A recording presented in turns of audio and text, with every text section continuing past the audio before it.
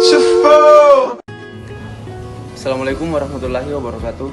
Perkenalkan, saya atas nama Andi Padri Aryan, mahasiswa Polbangtan Goa jurusan Peternakan, Prodi Penyuluhan Peternakan dan Kesejahteraan Hewan.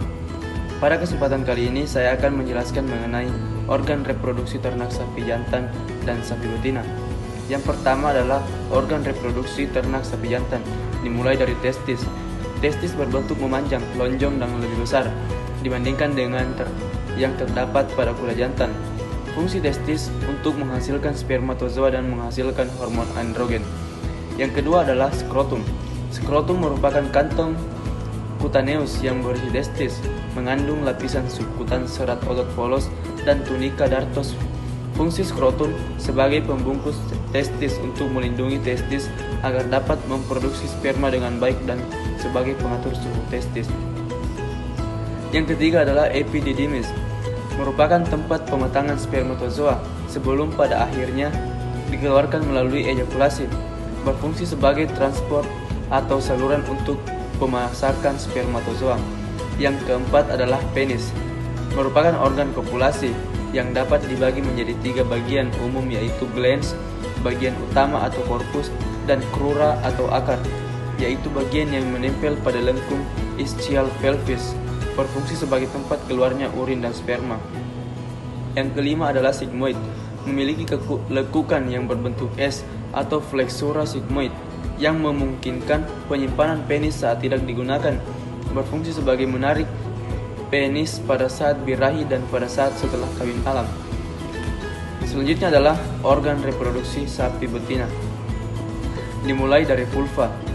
Vulva merupakan bagian genitalia eksterna pada betina, terdiri dari labia kanan dan labia kiri yang bertemu di garis tengah dorsal dan ventral di masing-masing dorsal dan ventral commissura sebagai sistem reproduksi dan sebagai sistem urinaria.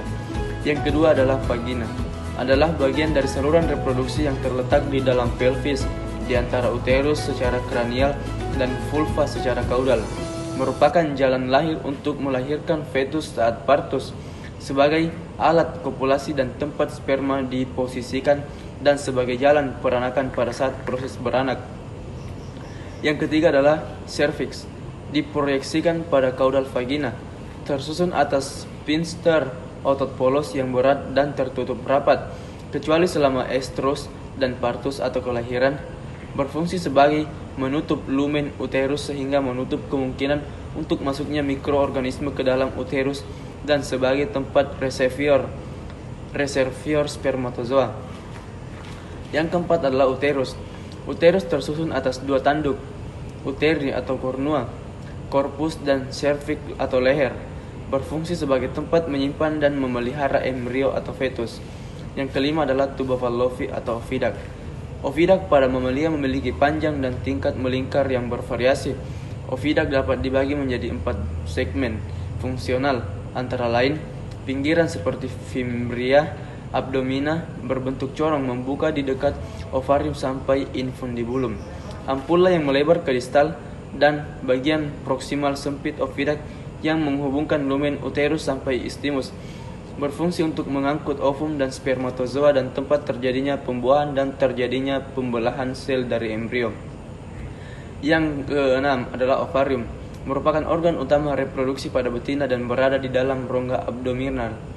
Memiliki fungsi ganda, yaitu eksokrin atau pelepasan telur, yaitu melepaskan telur dari permukaan ovarium selama ovulasi, dan endokrin atau steroidogenesis, yaitu menghasilkan hormon yang dilepaskan langsung ke aliran darah, berfungsi sebagai untuk memproduksi ovum, penghasil hormon estrogen, progesteron, dan inhibin.